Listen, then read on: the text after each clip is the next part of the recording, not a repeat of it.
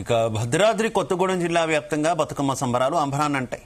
తీరొక్క పూలను తీసుకువచ్చి పెద్ద సైజుల్లో ఆకట్టుకునే విధంగా బతుకమ్మలను అందంగా పేర్చారు.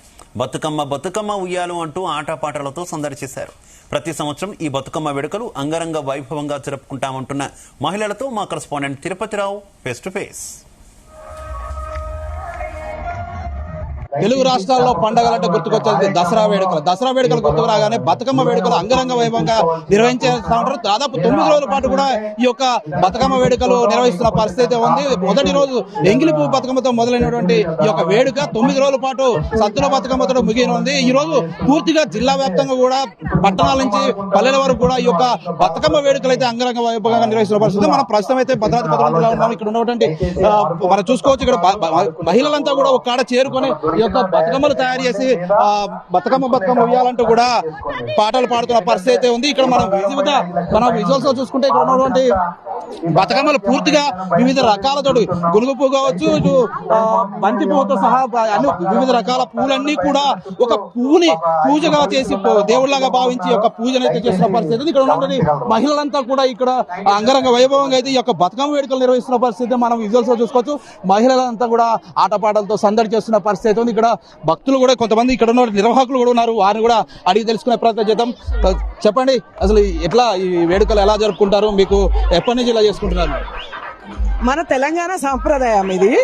సో కొన్ని ఇయర్స్ గా వస్తున్న ఆచారం అనమాట. ఈ 9 days కూడా మనం అమ్మవారి పూజలు జరుపుకుంటాం, మీ అందరికి తెలిసిందే. అలాగా లాస్ట్ రోజు బతుకమ్మ పండుగ మన సింగరేణి కాలరీస్ మనుగురు భద్రాద్రి కొత్తగూడెం డిస్ట్రిక్ట్ లో అండి. ఇలా గ్రౌండ్ లో ప్రతి ఒక్కళ్ళు, మీకు తెలుసు కదా, హాలిడేస్ కి ప్రతి ఒక్కళ్ళు వస్తాం. ఎప్పుడు కని వాళ్ళు కూడా ఇక్కడ అందరం కలిసి గట్టిగా ఉండి సంతోషంగా బతుకమ్మలు పేరుస్తూ ఆటపాటలతో ఆనందంగా ఎంజాయ్ చేస్తామండి. చెప్పండి, మీరు చెప్పండి, మీకు ఎలా అనిపిస్తుంది? ప్రతి సంవత్సరం ఒక తెలంగాణలో ఒక సాంప్రదాయంగా వస్తున్నది ఈ యొక్క పండుగ ఫెస్టివల్. అంటే 9 రోజులు కూడా అంగరంగ వైభవం మహిళంతా ఒక్కడ చేరి ఒక పండుగ జరుపుకుంటారు. మీకు ఎలా అనిపిస్తుంది? మేము ఆంధ్ర నుంచి వచ్చామండి తెలంగాణ. చాలా హ్యాపీగా ఫీల్ అవుతున్నాం చూసి, ఎప్పుడు చూడలేదు.